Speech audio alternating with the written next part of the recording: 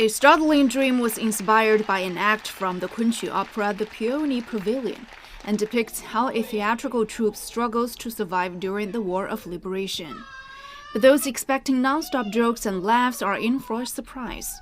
如果你比较的喜剧也行。 You can call it comedy or comedy plus tragedy. Although it has some comedic elements, I hope people won't label it into a specific category since it's a very rich stage show. It conveys my understanding of normal people's lives during a period of historical changes. Chen Peisi is a very experienced comedy star, but this time we were determined to try something new and different. 我们也互相老实在互相勉励。 So far, spectators seem impressed.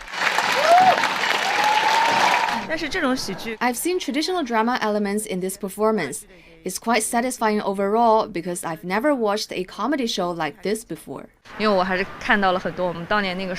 started to learn what life would be like during hard times. Most of the time it's comedy, but I also saw many tragedies in it. It's quite amazing.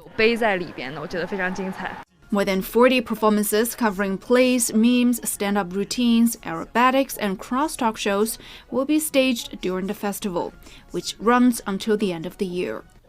Some of the talk shows and plays will tour to cities like Chengdu and Changsha. Although we won't be able to display overseas shows in Shanghai during the pandemic, we hope to grasp this opportunity to discover more comedic talents and encourage more performers to create deeper and interesting productions. A Startling Dream will be performed until this Sunday, with tickets priced from 180 to 1,080 yuan.